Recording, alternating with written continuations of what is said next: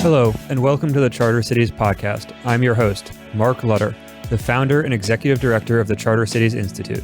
On the Charter Cities podcast, we illuminate the various aspects of building a charter city, from governance to urban planning, politics to finance. We hope listeners to the Charter Cities podcast will come away with a deep understanding of charter cities, as well as the steps necessary to build them. You can subscribe and learn more about charter cities at chartercitiesinstitute.org. Follow us on social media, cci.city on Twitter, and Charter Cities Institute on Facebook. Thank you for listening. My guest today is Peter Zeihan. He is an expert in geopolitics, the study of how place impacts financial, economic, cultural, political, and military developments. He is the author of The Accidental Superpower, The Absent Superpower, and his most recent book, Disunited Nations.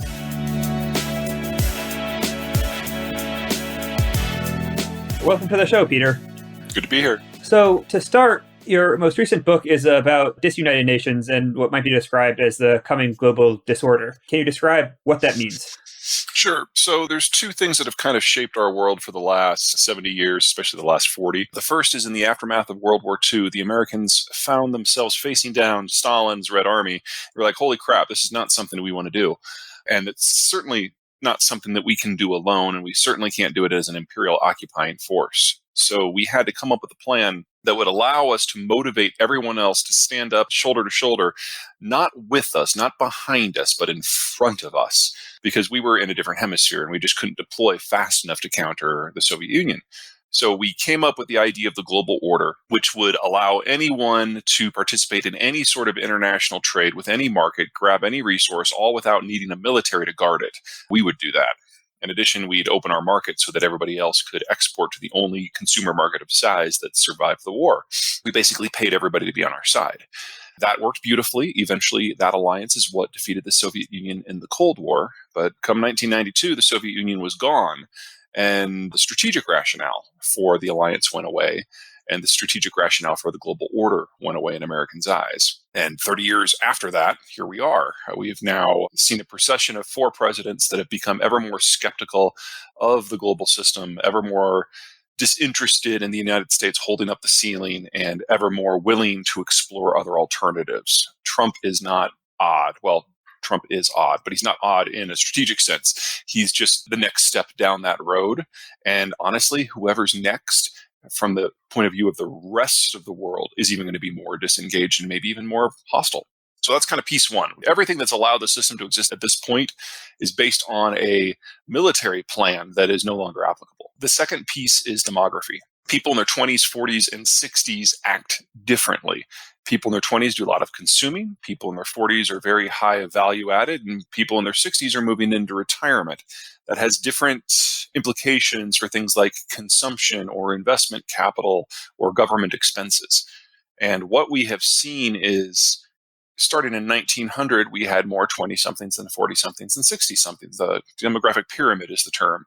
And that's what you would expect. But as industrialization kicked in, as urbanization kicked in, and as the global order increased wealth levels and kicked all these other things into high gear, we started having fewer kids. We started living in more dense urban cores.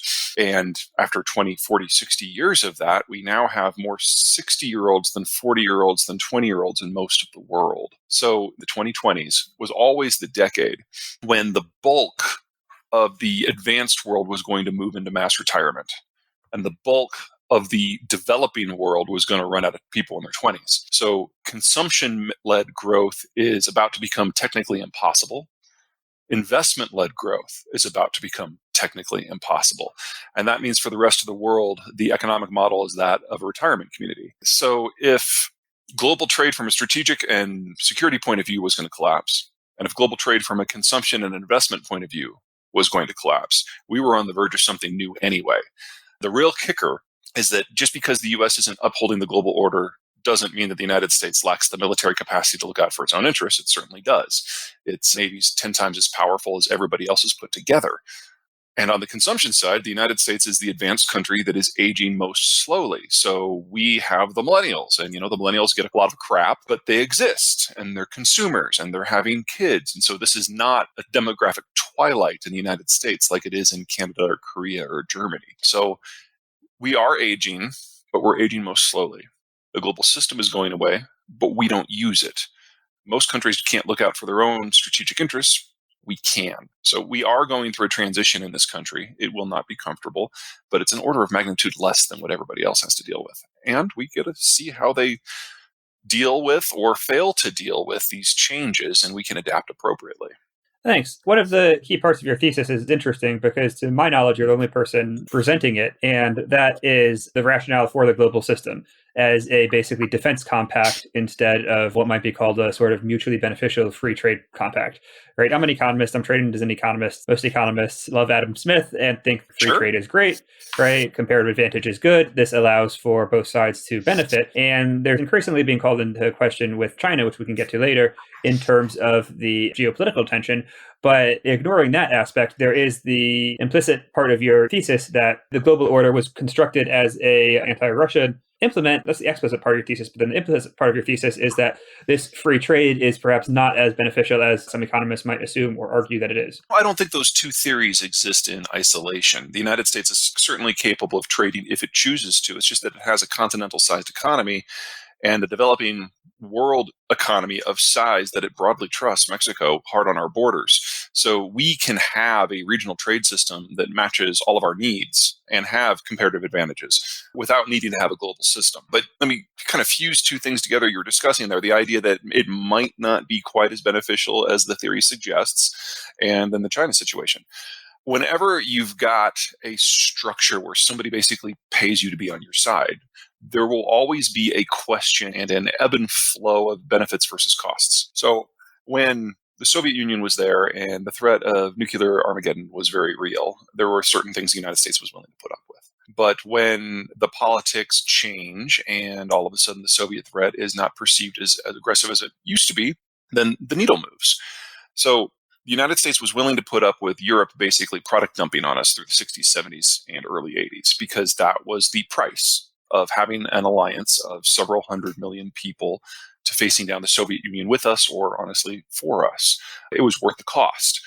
The Sino-Soviet split, when Nixon went to China and brought China into the family of trading nations, brought them into the order, that was totally worth it, even though the Chinese just dumped, because it put a break in the communist world and really set the stage for the collapse of the Soviet system.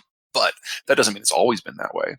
So in the mid-'80s, when Gorbachev had come to power and things looked like they were pretty calm, we forced the Europeans and the Japanese into the Plaza Accords, which basically forced them to revalue the currencies, driving the currencies up by about 50% versus the US dollar in like 6 months. I mean, that was neo-imperial. And what's going on with the Chinese right now, we're no longer getting what we perceive as a strategic benefit, and so we're willing to play hardball with the Chinese. I would love to think that at some point in the next year or two, there's going to be a Plaza Accords moments where the Chinese see the writing on the wall and realize that their economy can't function without American involvement. I think we've already passed that point.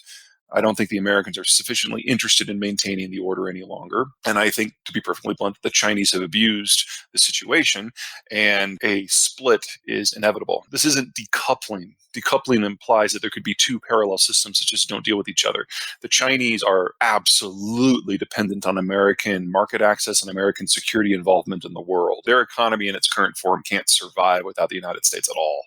And I think that's exactly where we're headed.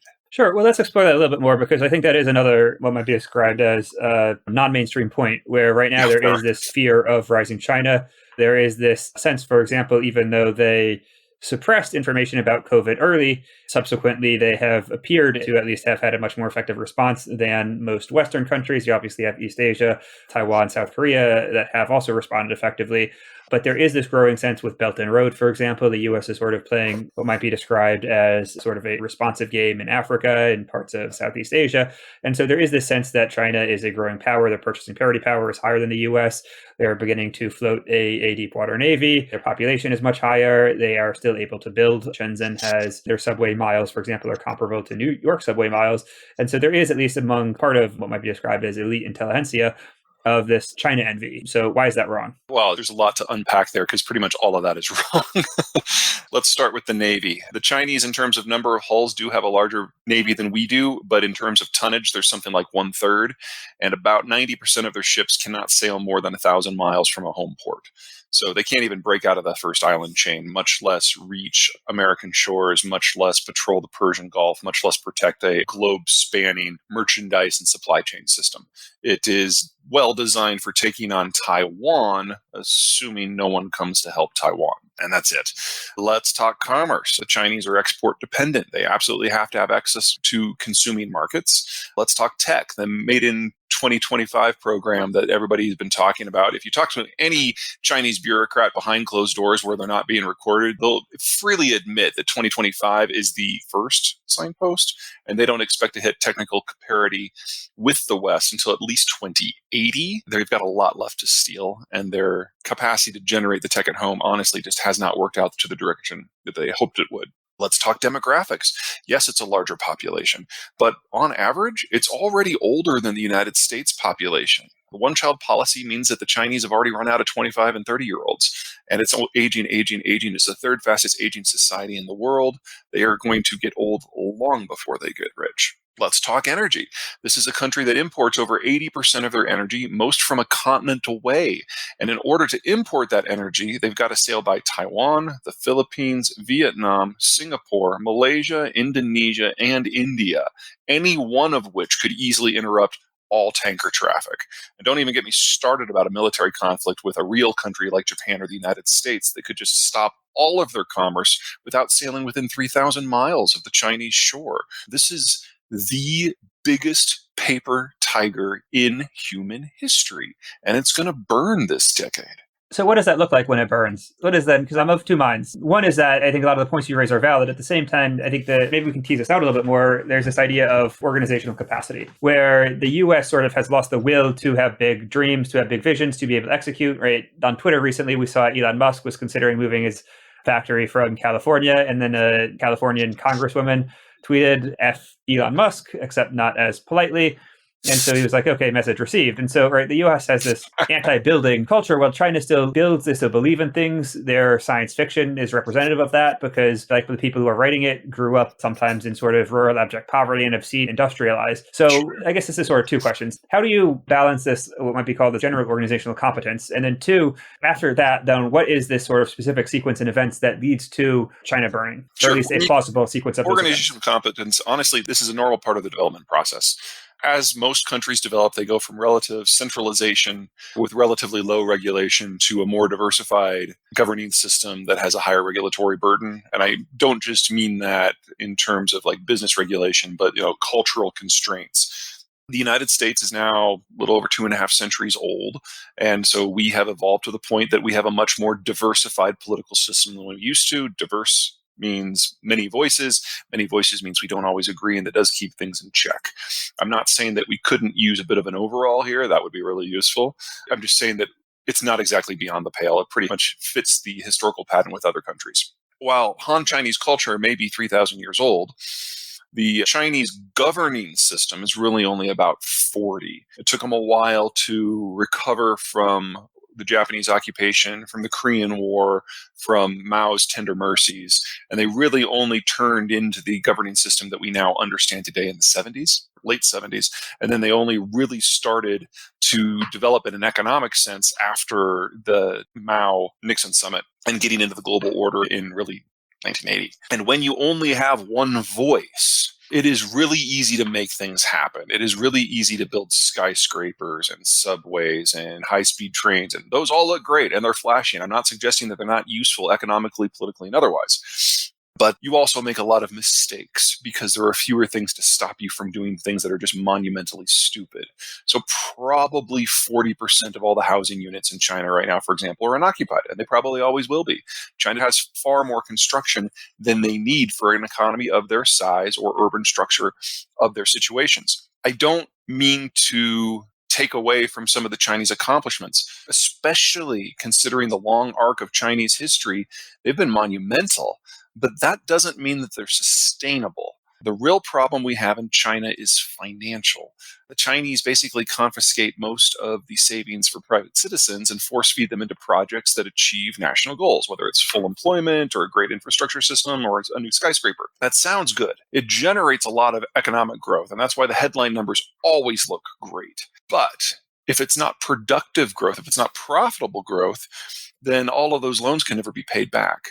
And the Chinese today probably have corporate debt, which honestly, this is mostly state run corporations, of about 300% of GDP, which is the highest in the world in absolute and relative terms. They basically run their country on the Enron model of throughput over profitability.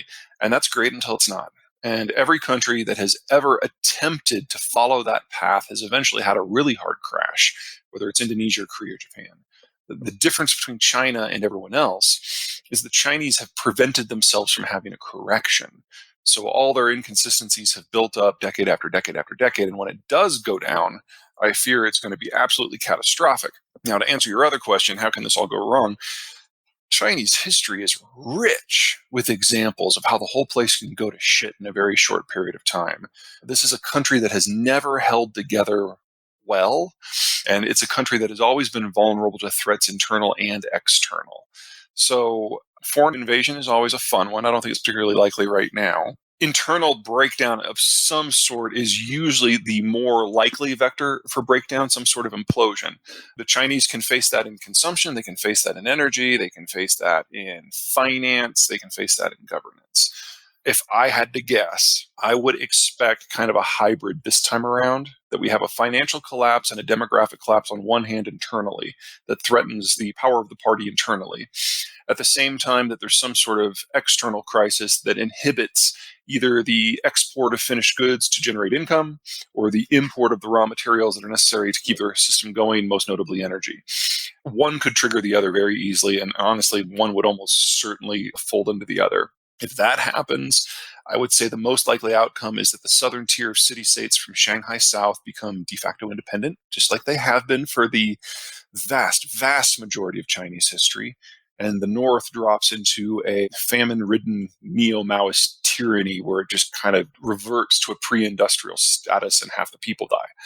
I know that sounds awful, but honestly, when you are as exposed to American kindness as China is, and the Americans stop being kind, I honestly don't see how this even holds together, much less thrives, much less keeps the lights on. That's a somewhat depressing perspective. Mass Remember, famine. the I like Chinese to think agricultural system, it uses 5 times the inputs of the global average. They don't have good farmland. The only reason it works is they apply a bottomless supply of inputs like fertilizer and pesticides, all of which are made from imported materials.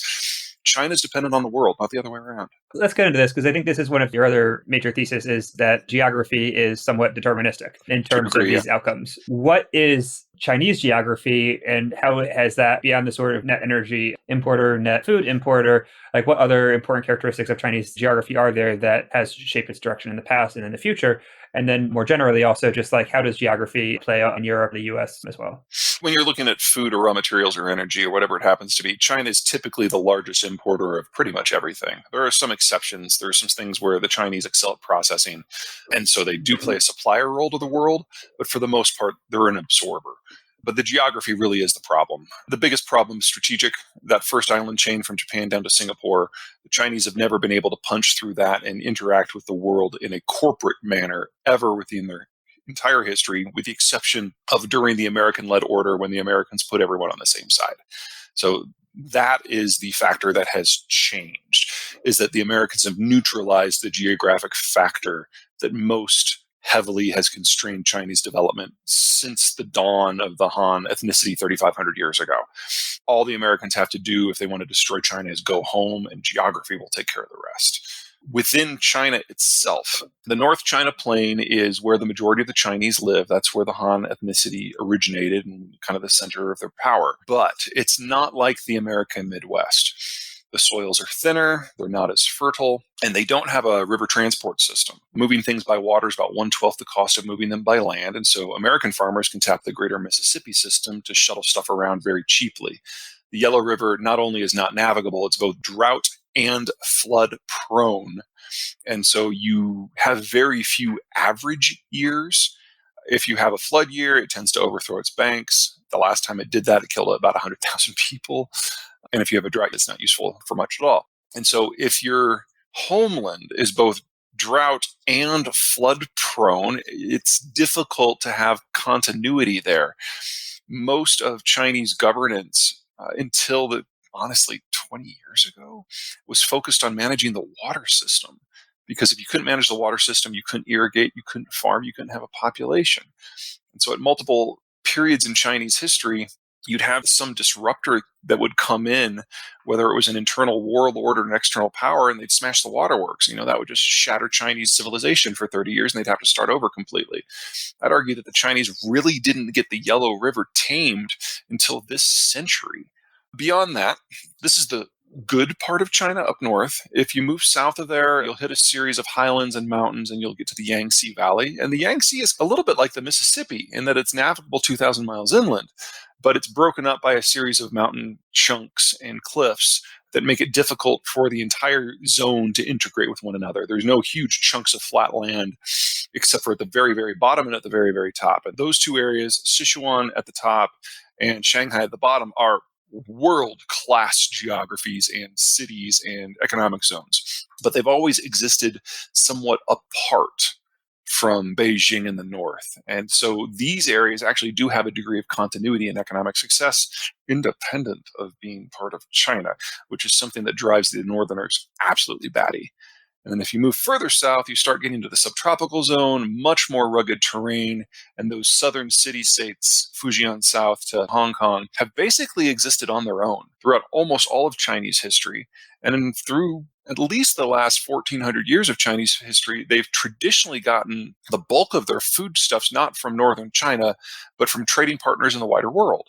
So these are the areas that can be very economically successful, but by linking with non-Chinese entities. So what happens is you have a political military system in the north that is, to be blunt, despotic, because it has to be in order to mobilize the population to manage the land. You get a more mercantile industrial culture in the center, which is successful when it's not part of northern China. And your southern city-states can really only function, can really only eat if they deal with outsiders. So the further south you go, the more economically viable the territory, but the less likely it wants to be part of Han China. And so, of course, when you're in a situation like you are today, when the northerners are calling all the shots, they're worried about separatism because they should be. So that's Chinese geography. Let's go to Europe. You discuss Germany, you discuss France as well as Russia. If we're thinking back in the last, let's say, 200-300 years of European history, how do those geographic factors then impact to a certain extent, like the cultures, the empires, and the wars that have been fought? And then how do those play into the post-American order after America gets bored and withdraws the global defense umbrella? You just summarized a question for why dealing with Europe is such a nightmare. European geography is all over the place. I mean, the northern European plain is flat, it's well rivered. The rest of Europe is peninsulas and islands and mountains, very difficult to control.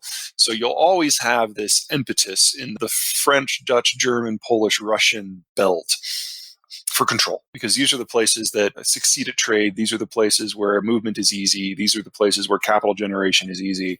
And so you can get centralized political control fairly straightforward, and then it can expand. So this is the land of Hitler. This is the land of Charlemagne. This is the land of Napoleon and of Stalin. Big names, big countries, big empires. And then you move to the rest.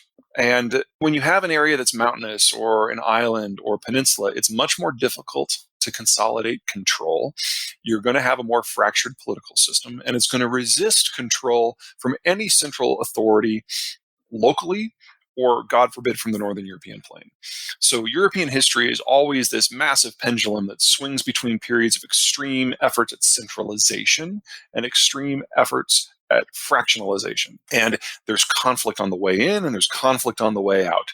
And once you threw in industrial technologies, the conflict got kind of crazy and we had the world wars. But the world wars were only different because of the technology. Everything that caused those wars had been in existence in Europe for 2,000 years, and we had seen it play out over and over and over and over and over. It's just we had bigger guns this time. And then the Americans come in. We're like, geography doesn't matter. You're all on the same side. None of you have to fight for anything anymore. You can all just grow. And we got the longest period of peace and prosperity in European history. And finally, for the first time, Europe is united, at peace, and free. And it's entirely artificial. You remove the Americans, and even if countries on the outside, whether it's China or Turkey or Russia, don't try to take advantage of the situation, Europe will probably fall back into its old patterns because consumption's not even, investment isn't even, infrastructure money isn't even, financial strength isn't even. And that means it is silly to think that without a broker to force the issue, that the Europeans can figure out this by themselves because they've never been able to do so before. That doesn't mean that the Europeans aren't smart or creative. It's just a fact of geography. So given the importance of geography in political outcomes, why was there only one Roman Empire? I'm not sure I follow. If geography is determinative, then presumably if we run history again, then the political units running the second time around look somewhat similar to the political units the first time around, right? Like there might be some differences around the borders, but presumably it's like France is still approximately France, Germany is still approximately Germany. And so the Roman Empire is a very successful political unit for almost 1,000 years around the Mediterranean, right? Like there is access to a lot of Greenland, there is access to a large trading network in a semi-enclosed sea. And so given the importance of geography in sort of political determinism, then why did that not, I guess, reform, given that there was a sufficiently long sort of period after it devolved until the Industrial Revolution? Why didn't geography sort of put that forward again? Why was there only one Rome? Yeah. Part of it was technological. Until you get to the 14th century, the technology of movement was relatively limited. Roads were incredibly expensive, and navigating the oceans was dangerous. Until we got deep water navigations, compasses, bigger ships, better sailing systems, all that good stuff, it was really hard to do the Atlantic. And so until the Iberians figured that out in the 1400s, roughly, and combined all the technologies from the previous 100 years, we were kind of stuck in the Mediterranean as being the largest enclosed sea that was kind of sort of safe. What set Rome apart, a couple of things. Number one, they had a slight technological advantage, especially in military technology. And then you throw in their road building program. And that allowed them to move troops relatively quickly for the era. And honestly, when I say for the era, I mean really up until the 1700s. We didn't get concrete until relatively recently in human advancement. It was one of the early industrial technologies. As for why it wasn't copied, we had a number of other powers, Persia being the big one, the Russians kind of there on the flanks starting to pop up, that started to take advantage of the situation and started to be poles of power that kind of constrained the possibility for a new Roman growth. But mostly it was the schism. Rome split in half, and we had the Eastern Roman Empire and the Western Roman Empire. And the Eastern Roman Empire, headquartered at Constantinople, today's Istanbul, honestly had access to better lands. The Nubian Valley was easy to settle, and the Eastern Roman Empire was able to settle that zone pretty easily, which left the Western Roman Empire with land that wasn't quite as good. I mean, honestly, Spain was probably the best territory, and it's not the best agricultural land. The rest of the Mediterranean was a little touch and go. And it was about between the time of Christ and roughly 1000 AD is when the Sahara went from being a desert to like a severe desert. And a lot of the capabilities of the northern African coast just became a lot less interesting from an economic growth point of view. You throw in a few plagues that destabilized the Western system, and Rome collapsed. The Eastern system lasted on longer, but before somebody else could recreate the empire, then the Eastern system collapsed because of the Turks. And the Turks almost became a second Rome. They conquered all the good territory in the east. They grabbed Egypt. They grabbed the Balkans. And if they had won their sieges of Vienna in the 12 and 1300s, they would have probably been able to spill out into the northern European plain and dominate it. And then we would have had a very different chapter of world history, and we would have had your second Rome. They came close, but ultimately it was an alliance, Swedes and Poles of all things, that beat them back at the second siege. That broke Turkish power in the region and set them on a 200, 300-year collapse, while what we now know as Europe started to pop up. But it was a near thing. You talked a little bit about, I guess, American geography, but America is a largely self-contained economy in that our percentage of trade is low compared to global averages. I think 8% of American GDP is based on trade. And obviously we have neighbors and basically a lot of the resources we need. But I wonder if you could go into a little bit more specifics of the advantages of American geography and why America benefits from this coming disorder and is sort of willing to abandon the global system, like you suggest? Well, I'd first argue that the Americans really haven't thought this through, and the fact that this is going to work out for the United States is largely coincidental. We're not very good at strategic planning in the best of times, and we now have 4 presidents in a row that haven't even spared it a spare thought. We'll see how this works out. The United States geography is fantastic. The Midwest is the largest chunk of high-quality temperate zone agricultural land in the world, and it's directly overlain by the world's largest interconnected, naturally navigable waterway system. So the greater Mississippi by itself has about the same number of miles of navigable internal waterways the rest of the world's river systems combined. And the United States has some subsidiary systems in California and the Pacific Northwest and the Northeast and, of course, the Great Lakes. So all told, we're just shy of 20,000 miles here. The rest of the world combined has about 11. So we've got that. It's easy just to move things around the system.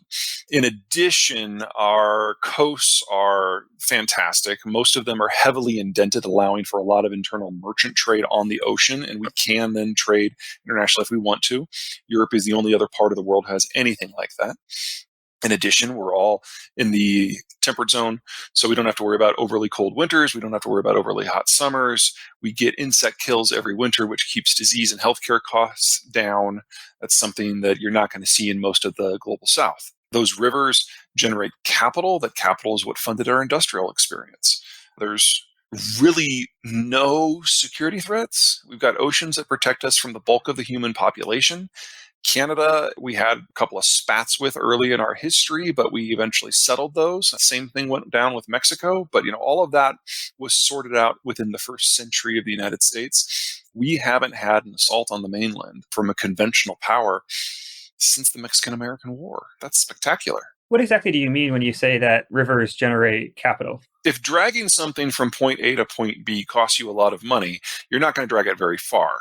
So most of the world's cities until the Industrial Revolution were only about 6 or 7 or 8 miles square. And that includes like the huge cities that we think of, like Paris and France and Moscow. Because if you could only move it by horse or in a backpack and you had to eat stuff to get there, you're not going to go very far. So the zone at which a city can tap the surrounding countryside for agricultural produce is very limited. That limits what you can do with population density. Because we're talking pre-industrial here. So you can't have a 20-story high-rise in the year 1400. You maybe have a 2 or 3-story building. And the bigger the city is, the longer it takes to get things to the city core. There's only so much useful territory you can grab. Rivers allow you to cheat. Because if you can get it to a river, then you can float it anywhere. So the American cities were able to feed themselves with things that were literally grown in the middle of the continent because we could float it down to New Orleans and sail it up the East Coast or send it up the Great Lakes and get it in the Erie Canal and get it straight to New York. That allowed us to use roughly a third of a continent to fuel whatever city we wanted.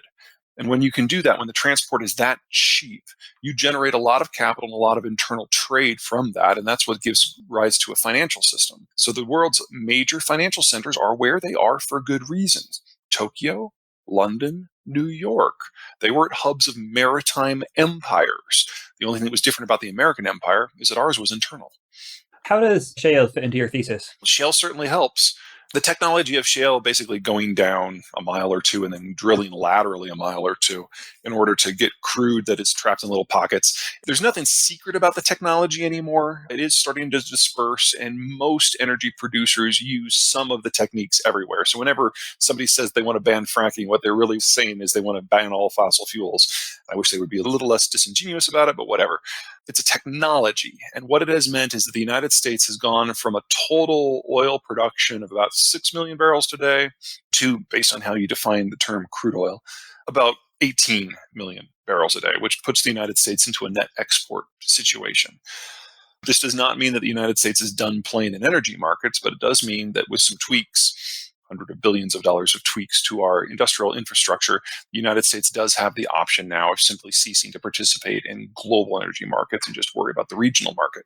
Now, if you had asked me back in the year 2005 what the future of the world was, I would have still said that the United States was going to back away from most everything, but it was going to have to remain aggressively involved in a handful of locations in order to protect its energy needs. That is no longer the case. So instead of the United States needing to maintain an almost neo-imperial alliance of 20 to 30 countries, it now is disengaging completely. We have gone into a world now where the United States is likely to only have a half a dozen allies, and maybe not even that many. And the United States is going to be very bossy within that network. So, for example, the Koreans were one of the first countries to figure out what was going on here in the United States. And so the Korean president came to the Trump administration and basically sought out a bilateral deal on America's terms, knowing that if the Americans were not involved, if they didn't want to be involved, they'd just leave Korea.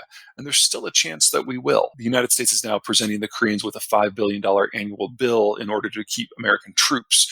The Koreans are saying no, and the Americans are saying, fine, we'll leave because we don't care about the trade deal. So the Koreans only have a few months left to figure out if this is a price they're willing to pay. The Japanese paid the price. They've basically put their entire Navy, which is the world's second largest, at the disposal of the American Navy when it comes to combat operations. Something that the Chinese should keep in mind.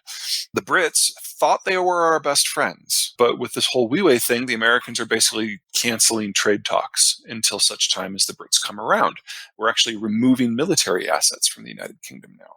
So really, unless you're Mexico, which is a special case, any other country that wants a relationship with the United States has to both do things our way and pay us. And after 70 years of the Americans doing all the heavy lifting, that's a big concept to get your mind around. Most countries don't think the Americans are serious. Most countries think the Americans have too much sunk cost. And, as an American, that's how I feel. But people who believe my way have now lost 8 straight presidential elections. We're gone. And everyone else, left, right, and center, has moved in a different direction. They're taking the country with them. So I forget which book you discussed this, but in one of your books, you basically discuss how the culture of Germany allowed it to industrialize extremely fast after being united. And so how do you think about cultural formation, the effect of geography on cultural formation, right? Islands have different sort of cultures that emerge versus plains people versus river people. And then what effect does that have on their ability to adopt new technologies? Well, it's going to be different for every country in different era. In the case of Germany, it was a fractured land among major powers, whether it was Denmark or Britain or Austria or France or Poland. It's always pressed in. It's a very difficult geopolitical environment to exist in. So the Germans have always been better planners than everybody else. At the local level, so in the case of Germany, you had Bavaria and you had Munich and all these other regions. At one point, there were like 800 different Germanys that had top-notch local planning because they had to punch above their weights because they were dealing with the French Empire, or they were dealing with the Polish Empire. And so once industrialization happened, the first thing each of these little city-states would do is build a local rail network. And since they were so close together, it was child's play to take 2 of them that were next to each other and link the rail networks. And in less than 20 years, Germany was railed. And that is what started the German Empire almost overnight. They went from all these feuding, disputing city-state regions to an explosive industrial growth. And that took Europe by storm in a series of 7 major wars, 2 of which we know as the World Wars. Of course, the Germans won all of them until everybody else ganged up on them. That sort of cultural muscle tone still exists in Germany. And so Germany is capable of extreme political and economic achievements when the geopolitical circumstances are right. Since 1960, they haven't been right. And so all of that energy has gone into economic development, which has made Germany the manufacturing powerhouse it is today. Remove some of the Americans from the equation, though, and take the security blanket off of Europe, and Germany is likely to start acting a lot more like Germany. And the same sort of energy and organization and capacity and competence that they direct towards economic strength can very easily be turned and used towards military strength. Again, does that mean we're about to have a new Nazi empire? No. But does it mean that this concept of Germany as a pacifist, socialist utopia is probably over? Oh, yeah.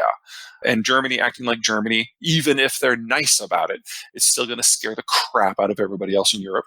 And it should. In contrast, let's look at France. Very different. You've got an area where 3 different river systems kind of intersect, and that's Paris.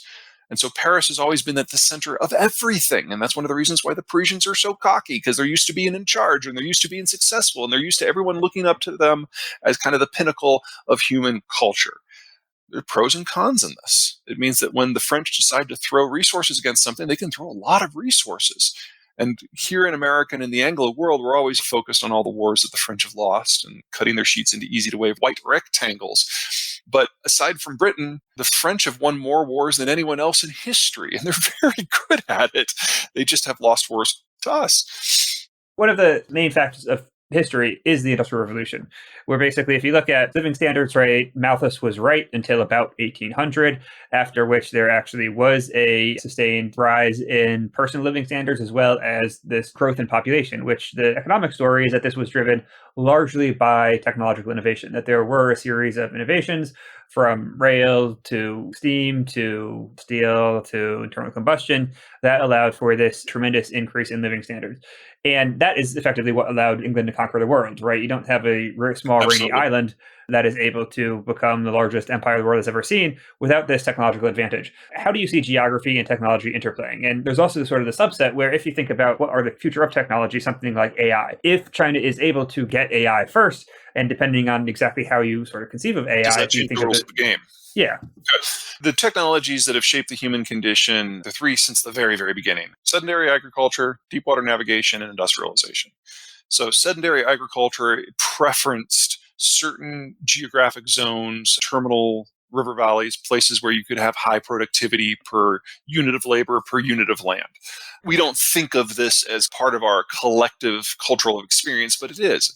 It's like before sedentary agriculture, most successful cultures, if that's the right word, because you really didn't have big political units, basically went up and down the mountains with the seasons because they just followed wherever the frost wasn't.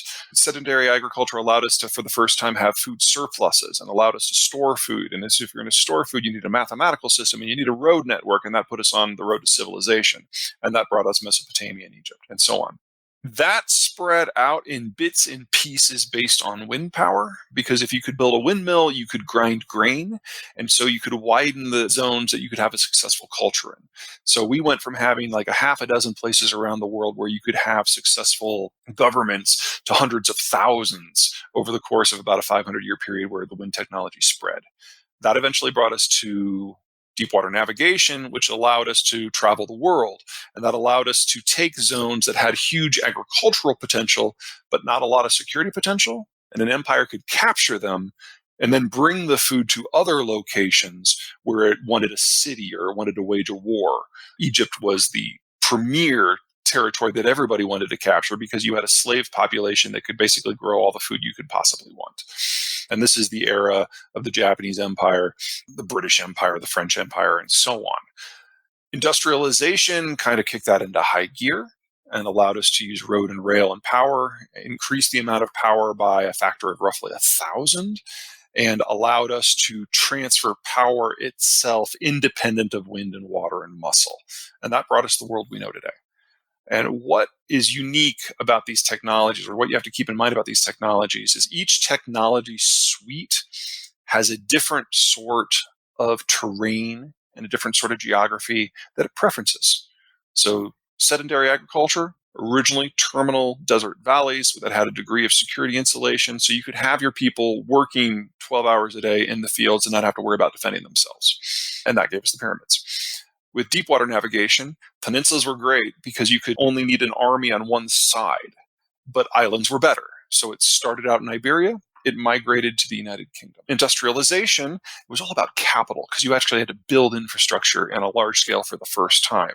And so river valleys, navigable river valleys, did great. So it started in Britain with the Thames. It graduated over to Germany, which has a much better river system, about 2,000 miles versus about 500 miles. One of the reasons the United States has done so well in the last couple of centuries is that we are the best deep water power because we've basically have a continent to ourselves and 2 ocean coasts. And we're the best industrial power because of our river network.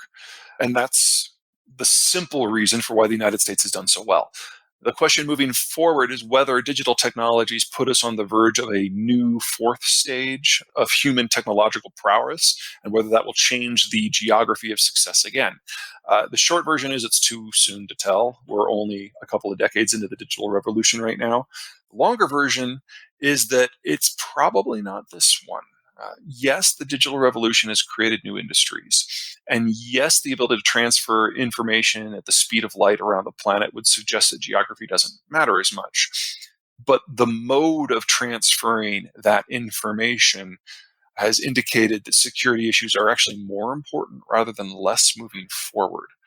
So, a couple of examples. The Twitter revolution in Egypt at the beginning of the Arab Spring about a decade ago. The military had decided that they really didn't like the Mubarak government. Gamal Mubarak, the son of the president, was somebody they particularly detested. He was trying to basically establish himself as a pharaoh. So the military stepped back and let the revolution happen. 2 years later, the military decided that they didn't like the civilian government that had replaced the Mubaraks. So they stepped in and they disabled the two internet boxes that allowed information from the rest of the world to come and go from Egypt. And by doing that, they were able to sever the revolutionaries and the government from the rest of the world and from each other. So with two little cable cuts, the military was able to completely disconnect the digital economy and the digital communications network from the population. The military threw their own coup. So the Russians come to speak to the Egyptian military. It's like, wow, that was really neat. How did you do that? So the Egyptians show them, and the Egyptians go back home, and there are 4 cables that come into Russia. So the Russians put kill switches on all 4, and now the Russians have managed to establish a neo-Orwellian information state, and they have the capacity of severing Russians from the rest of the system and from each other whenever they want. The Chinese have done something similar. So if push comes to shove, and there's ever an issue of government continuity or famine or war or any other horseman that pops up, any country in the world can simply limit their connections to the rest of the world. It has not become omnipresent. It has not been put into civilian hands. It is not something that you can take actions against your government should they choose otherwise. And that goes to the United States as well. So all of the old rules still apply. Economies of scale, physical security, arable land, temperate zone climates. Digital technology has overlaid that, and it is changing things, and it is altering industries from the base level, but it hasn't changed the rules of how countries interact because it hasn't yet subsumed or overwhelmed geography in the way that industrialization or deep water navigation yet. What about anti-aging technology? Can that help overcome demographic changes? Oh, God, I hope so.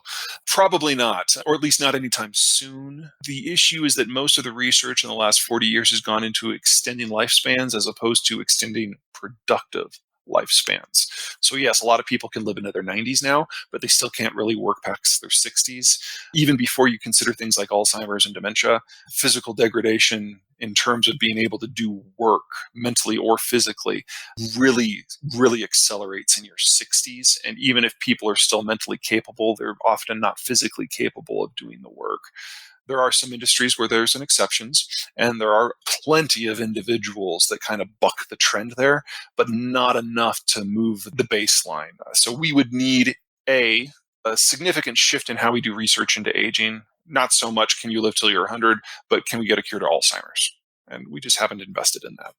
2, it would have to be cheap enough that it could be applied to tens of millions of people a year. And 3, we would have a cultural shift where people in their 50s and their 60s would agree to extending retirement into their 80s. I think, honestly, that would be the biggest of the 3 challenges. We've talked a lot about Europe, the US, China, a bit about Southeast Asia. How do you think about India's geography and what that looks like for the coming disorder? India has the worst and the best of it. Let's start with the depressing part. India is never going to be a world power. It's blocked in its region by deserts and mountains and jungles. There's no technology that exists that allows us to pierce the Himalayas in any sort of meaningful way. I mean, getting one gravel road up there that's open 3 months a year, I'm sorry, that doesn't count. None of the rivers in India are navigable to the coast. So you might be able to use them for a little tourism internally, and that's about it. You'll never use them for shipping. But the Ganges zone is kind of this weird, very, very strange climatic geography when you look at the global whole, in that it's for the most part temperate, but it really doesn't have snow. So you have constant growing seasons without having the damage of the tropics. So northern India, massive, massive agricultural surpluses, which means massive, massive populations. But without a navigable river, there's no financial capacity. There's very little capital per person. In fact, in northern India, the capital availability per person is much lower than it is in sub-Saharan Africa. So that gives you a huge population growth, but grinding permanent poverty. India is probably, historically speaking, most similar to the Holy Roman Empire in that it's not really a single entity. It's dozens of entities that just happen to coexist in the same area. And it's a great testament to the Indians that these areas are not fighting with one another used to. That's the bad. The good. India's more or less been in this form now for 1,500 years, and it hasn't fallen apart. And in a world without a global order where international transport is limited, the Indians never really adjusted their system to take advantage of the global order. So they're not going to face the same degree of collapse that a lot of other countries, like, say, in Europe or East Asia would. In addition, India is the first stop out of the Persian Gulf, so they're probably not even going to have an energy crisis. So there will be some tough times ahead. Adjustment to this new global system is going to be difficult for everyone. But India has very little distance to fall, and it's actually probably going to see an increase in its international significance as it becomes the arbiter of energy flows from the Middle East to East Asia. That's a powerful position to be in. What happens in the Middle East? I think one way to interpret MBS and what he's doing, for example, with NEOM, is this basically Herculean modernization project where he's trying to prepare for the post-oil world by basically creating a new city, creating new industries. I want to believe that it won't be successful just because of the tremendous nature of the task. If it is, I think it has to basically tap Saudi women because they're the only person who haven't been on UBI for 2 generations. And so there's actually a demand from women to work while most of the men have basically been on handouts for so long that there is little concept of meaningful work remaining. But obviously all of this changes with changing in oil prices and exports. And what does that look like within your model? Whether or not it's women that can save Saudi Arabia or not, that's a thorny question, to put it mildly. But if Saudi Arabia is ever going to be anything that is not just an oil emirate, it has to completely overhaul its cultural and educational system. Right now, unless you're doing religious studies, there is no educational system in Saudi Arabia, and that is not by accident. The Saudi royal family is, to put it unkindly, basically the Beverly Hillbillies married to a bunch of religious fundamentalists. And in that sort of environment, people who are educated are perceived as threats because they have capacity that is independent of the Saudi royal family and independent of the state. And they probably have some ideas of how to run the place better, and they're probably right. It's the same reason why the Saudis don't have a functional military, because they're afraid that somebody from the inside could just take them over. I mean, the Saudis are smart in that they realize that their position, their personal position, is not sustainable in an industrial environment. And that means no military, that means no higher educational system. And you are never going to be able to turn the economy into anything else without that educational system. So a economic transformation in Saudi Arabia, first and foremost, means a removal of the Saudi royal family, which they don't want to do. So everything that has happened with this project is completely an ego project. It would use no local expertise and no local labor, only local money. And honestly, they kind of wanted to get other people to pay for it anyway. It was almost Russian in that regard. So no, I don't think this project is going to go anywhere.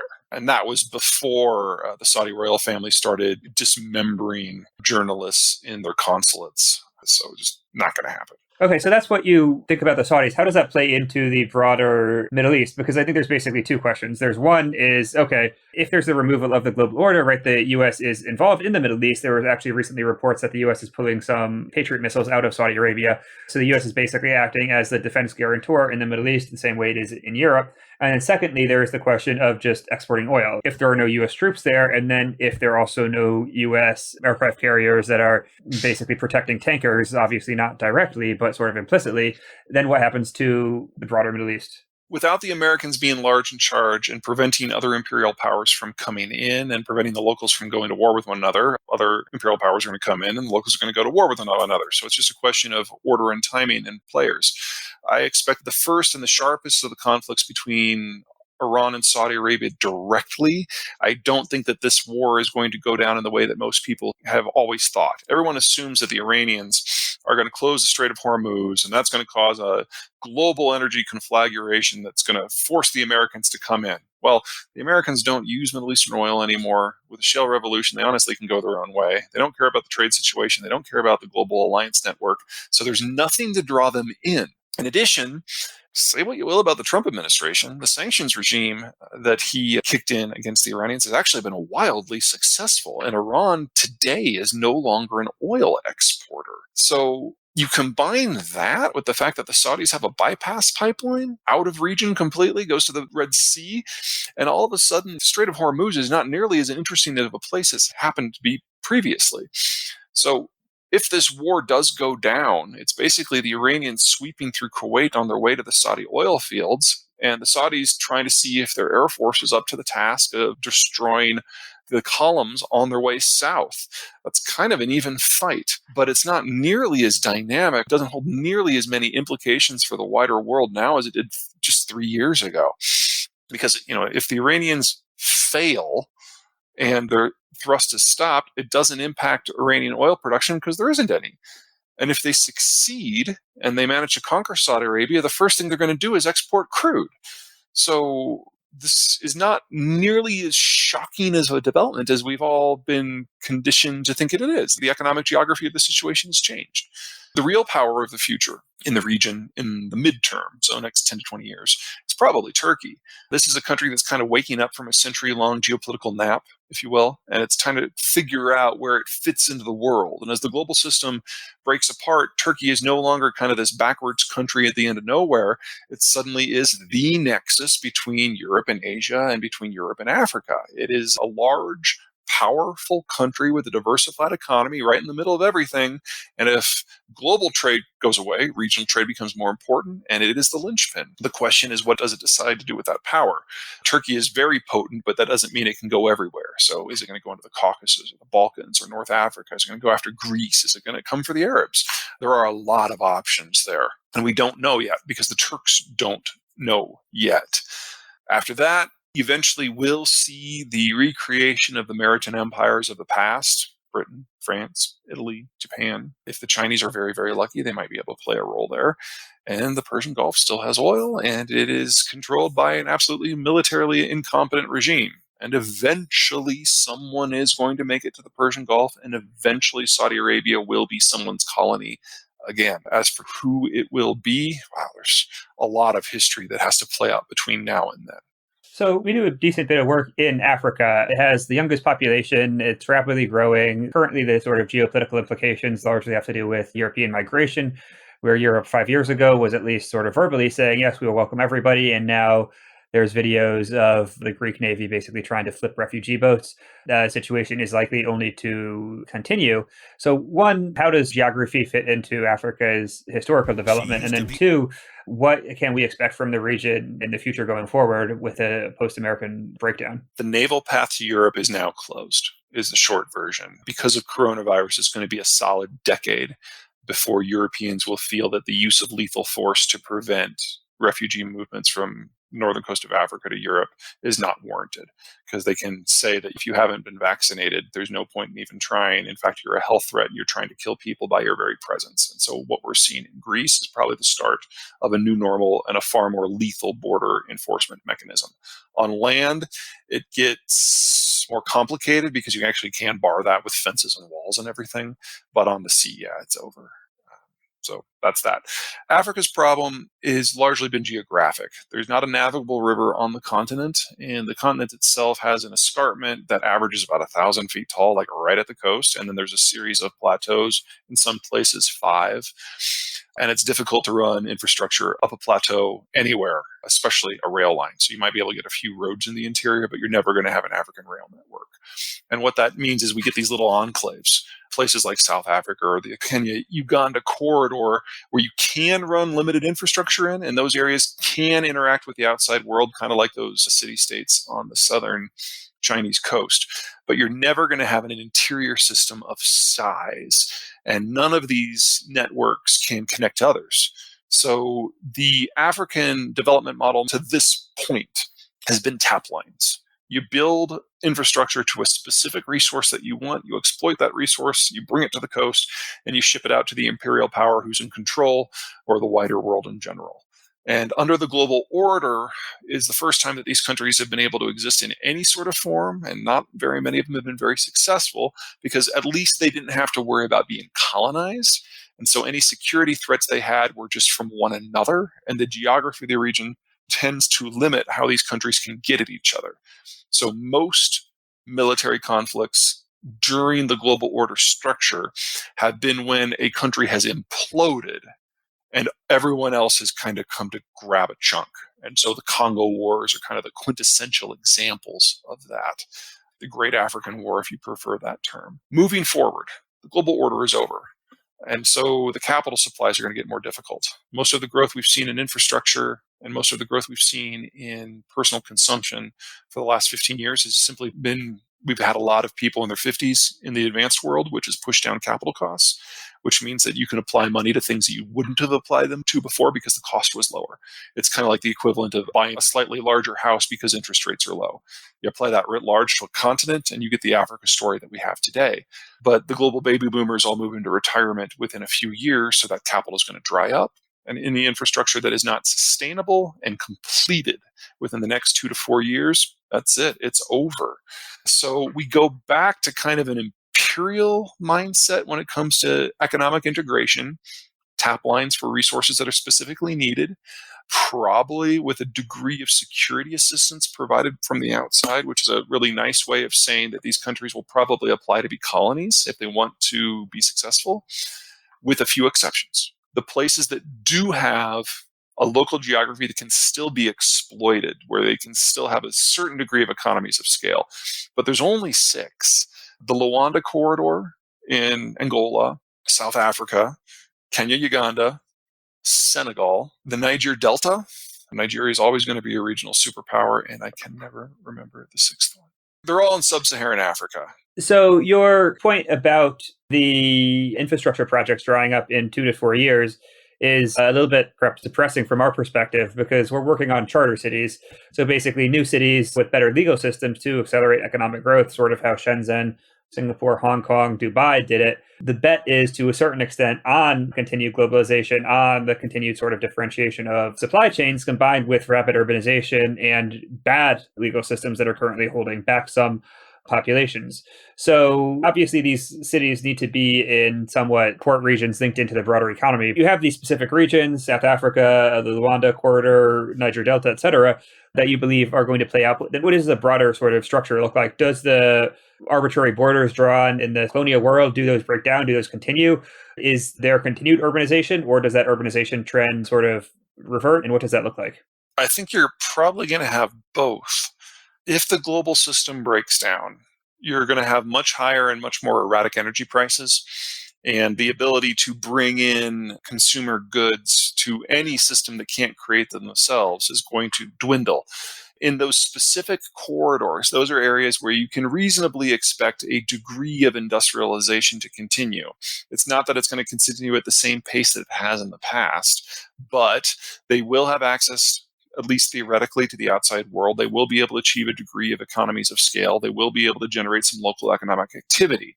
And so in those specific clusters, I would expect a degree of industrialization to proceed apace.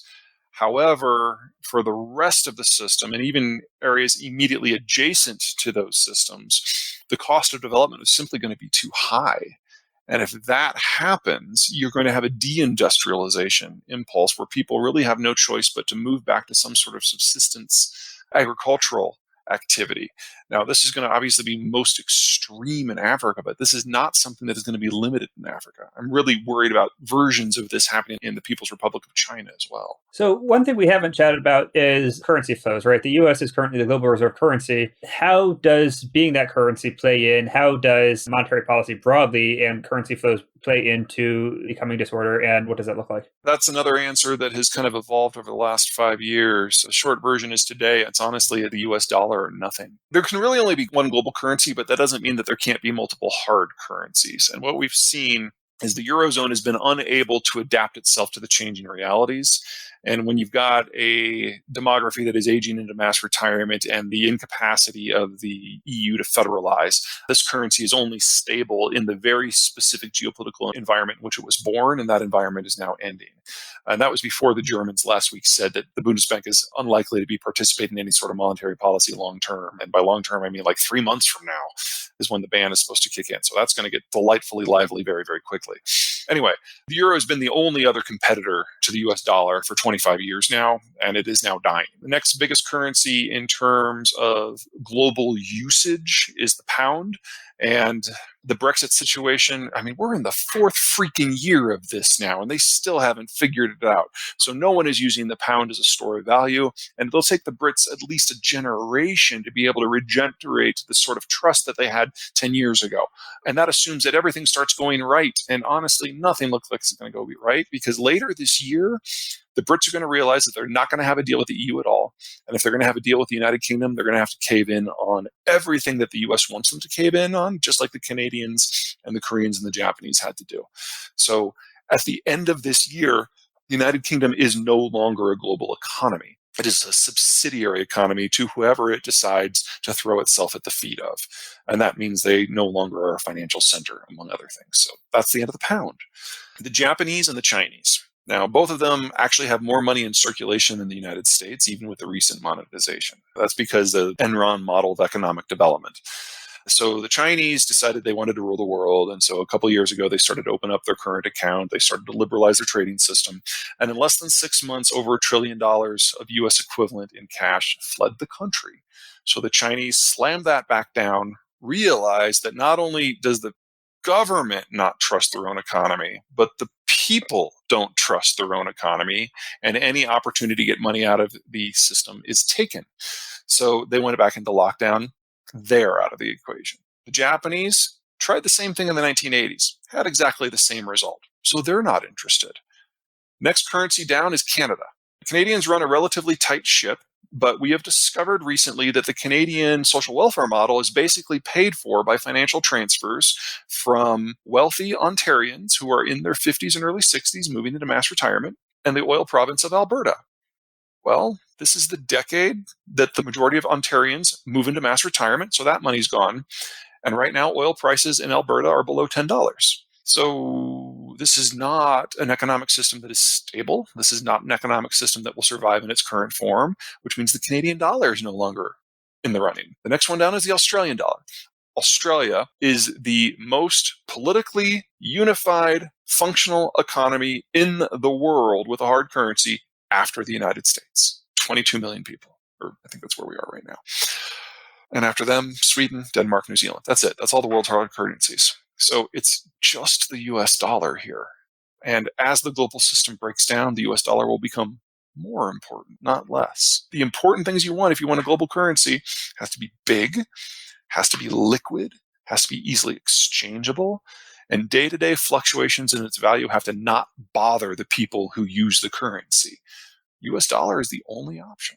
How does human capital fit into your thesis? So Israel is basically, I don't think, in a very geographically advantageous location. No. Right? They have a lot of water desalination plants because they don't even have water, but they have been quite a successful country in terms of income, in terms of standard of living. How does human capital fit into this thesis, particularly with respect to Israel, but also more broadly? Is it possible to overcome some of these geographic constraints with effective education, with effective leveling up of a more talented people, for example? Oh, absolutely. Remember, geography, I don't mean to suggest it's completely deterministic. It's hugely important. It's the most important factor. But think of it kind of like a tapestry. You can paint on it and make it something else. It's still going to be a tapestry. In the case of countries like Israel and South Korea, you have a very creative, very intelligent, very driven population that has just decided that they are going to make this work no matter what. And in the environment of the order, a lot of the security concerns have fallen away. And that has allowed you to try to turn the deserts green or build a manufacturing place where no one would have before. And that is the success story of these places. But two cautions. Number one, the strategic environment that has allowed this to happen is changing. So these countries now have to maintain that themselves. In that, the Koreans probably face a bigger challenge than the Israelis because their security environment is going to change more. And their economic environment is dependent upon exports. And if those exports go away, then they have to have a complete retooling of their industrial base and their educational system. Israel only has to hang on. And Israel is more than capable of looking after their own security interests. So they're not an export-led economy, and the countries that they border are not superior to them militarily. So Israel can probably make this work. Korea, looking at the facts, I would say that the Koreans are doomed. But if there's one thing Koreans continue to do, it's surprise to the upside. So I'm not writing them off yet. Second, you have to take a very clear-eyed look at your vulnerabilities. And in the case of Israel, they import 80% of their food. All those kibbutzes, they don't generate crap.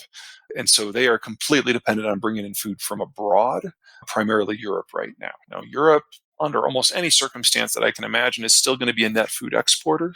So that's probably going to be okay. But they also import most of their energy. Most of that comes from Russia.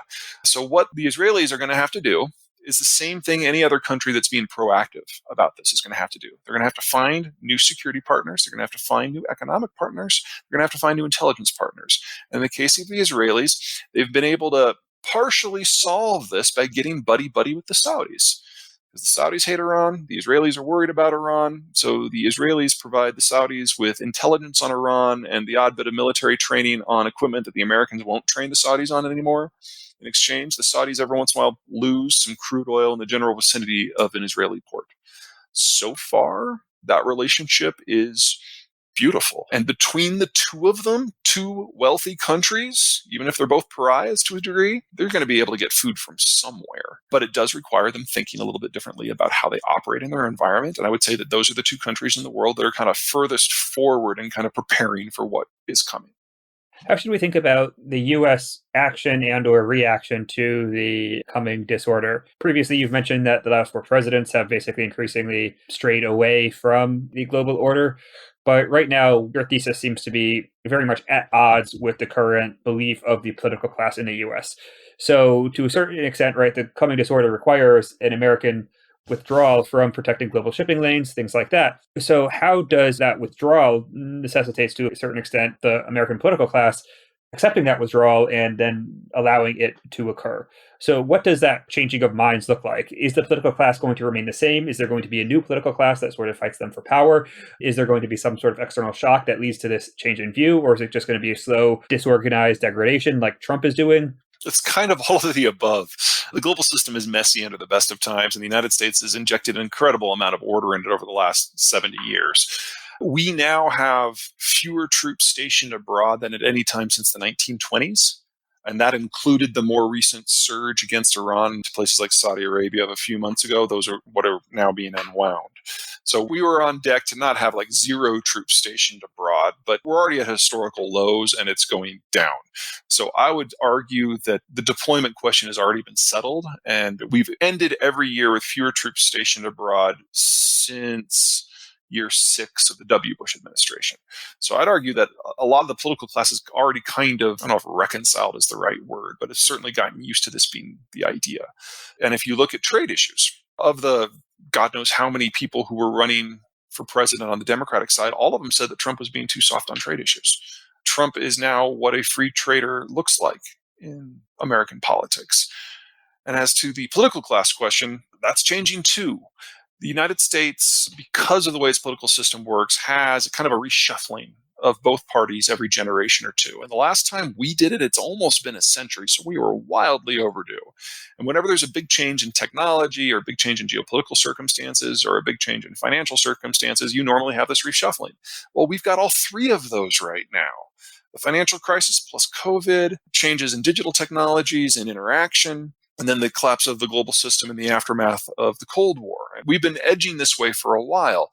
And so the factions that make up the American political systems, whether it's the fiscal conservatives or the labor movement, they've all been shifting, not just in terms of what they believe, but which party affiliation works for them. Sometimes this is not conscious. Sometimes this is not willing. So, for example, the Trump administration has largely ejected from the Republican coalition national security conservatives, business conservatives, and fiscal conservatives. They're just gone. There's very few of them left in Congress at all. And the Republican Party has basically been reduced to being an adjunct of Trump's personality. On the Democratic side, it's always been a more chaotic group because it's a larger group, but we've seen a lot of movement. The labor movement, for example, they're no longer Democrats. They switched lock, stock, and barrel over to Team Trump. You remember when the NAFTA Accords was put before Congress for ratification back in December? The reason that happened when it did is that the Democrats had been saying, no, no, no, no, no, this is a Trump issue. We don't want to give him a win. And then they looked up and saw that the AFL-CIO president was in the Oval Office praising NAFTA too. And they realized that they had lost the unions. And so it got shoved to the Congress in kind of a last-ditch effort to maintain any sort of link to organized labor, but that's gone. I'd argue that Hispanics are in play, and as a rule, they're very social conservative. They actually, the political group in the United States that is most in favor of a wall with Mexico. This sort of reshuffling usually takes 4 to 12 years. We are now in year 3, so just at the beginning of the process. We have at least 1, probably 2 more presidential elections to go through before this settles out. And until that happens, Americans are largely incapable of committing themselves to anything international. We're 30 years out of practice. The national security conservatives are no longer part of the American political process. And so we're left to the proclivities of whoever happens to be in charge. And Trump has a very short attention span and very little patience for international issues. So right now we're strategically adrift. And we've been strategically adrift for almost a decade. And yet the United States is still here. We're involved in fewer wars, not more. And I think American population writ large is fine with that. So anyone in the political class, as you put it, who wants to have the United States have a strong international position has to be able to convince their voters as to why that is something we need to do. And unless something on the outside happens that scares us, that spooks us, that forces us to get involved again, I don't think that's going to happen in the next decade. So for the final question, what does the future of, political organization look like in the coming disorder? For the last 70 or so years, it's been nation states, where there is a group that has a pretty clearly geographically defined territory. In the older ones, Europe, it tends to also have a defined sort of national identity. In a lot of the newer ones, because the lines were arbitrarily drawn by the Europeans, there is some arbitrary national identities, but there are these older sort of tribal identities that could take precedence. But the nation state is somewhat new in human history, or only a few hundred years old in terms of a form of social organization. Empires are much older, city-states are much older. Obviously, different continents and different locations will have different political organizational forms, but are there any sort of broad ideas for what these future organizational forms look like in the coming disorder? Well, the nation state isn't going anywhere. And the nation state, honestly, is a creation of the industrial era, because we were able to take these specific geographies that were very successful locally, and they build out industrial infrastructure, which increases their power by an order of magnitude, and then they expand out. And as they expand, they absorb territories that aren't quite as good. They assimilate or eradicate people that were not quite as coherent or not quite as advanced. And that's what gave us the nation-state model. That's not going anywhere. And if anything, as the global order breaks down, those local successful geographies, which now already have the infrastructure, are going to remain very, very durable. But we're going to overlay that with kind of a neo-imperial environment, because the countries with geographies that are successful, those core nation states, those now, out of necessity or opportunity, are going to expand again. They're going to have a rough transition period, but the weaker places are just probably going to collapse. And then the successful nation states will be able to use that core zone to expand again and establish new lines of supply, access to new resources, control of new populations. And we'll have kind of a neo-French empire again. We'll have a neo-Japanese empire again. The United States is unlikely to play that game. We'll probably establish a cordon sanitaire around the entire Western Hemisphere. And so if you're a nation state in the Western Hemisphere, you'll have to find a way to deal with the Americans. But the Americans are very unlikely to invade anybody. They'll just make sure that no one else can establish a footprint on our side of the planet, if you want to think of it that way. But for Eurasia, Africa, life is about to get a lot more familiar from the point of view of historians, because you're going to see kind of this new struggle for resources, survival, and dominance. And some countries are simply better positioned to do that than others. Great. Well, thanks for coming on. I've really enjoyed this conversation. My pleasure. Thank you for listening to the Charter Cities podcast. For more information about this episode and our guest,